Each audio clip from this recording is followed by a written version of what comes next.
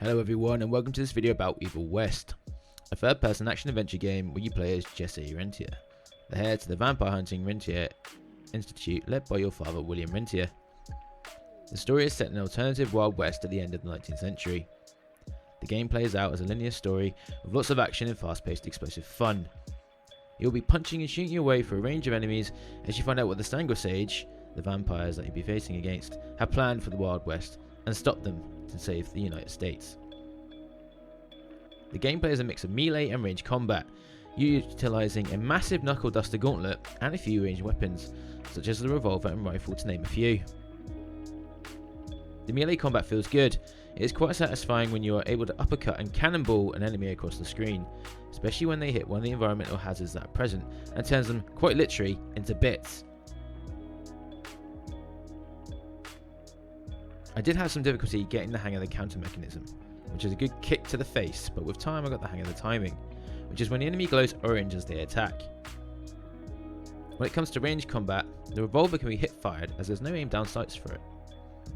The rifle, however, you can aim down sights and take more accurate shots. It's especially handy when the enemy shows a gold ring as they attack. Hit this and they will take massive damage and potentially die in an explosion of blood and gore. You do unlock a zapper early on in the game, which then gives you the ability to defend, and also pull and zap yourself towards enemies. And when you do, you electrocute the enemy and deliver a E-combo of punches. I felt that this ability was quite OP as I was able to literally zap across the entire area, taking out enemies as I went. I did feel quite badass, to be fair. Now I'm playing the game on PC and the game does have controller support, which is really handy as I feel that mouse and keyboard for me personally would have been a challenge, so it's nice to have the option available in this game. There's also a skill tree of upgrades for you to unlock as you level up during the story, and it's not too deep and easy to get to grips with. The skill tree covers your melee, ranged and zapper, as well as health and perks for Jesse. These can be upgraded via skill points you get from level ups, and also purchased with any bucks, which is the currency in the game that you find out in the world. The range of enemies you will fight are plentiful, from bandits to familiars to creatures of the night.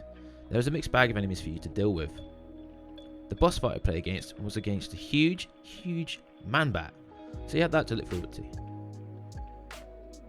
The only enemies I actually really struggled with were the bandits, to be honest, and that was due to the overuse of their guns.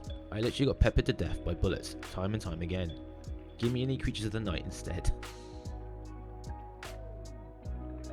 On your travels, you explore a variety of locales, from your typical Wild West towns to underground layers of the Sandbox.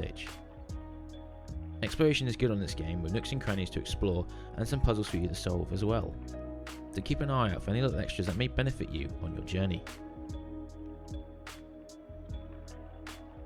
After a number of hours of play with this game, I would recommend the game to any fans of the genre, and you will have a blast taking down the vampires and monstrosities that you come across.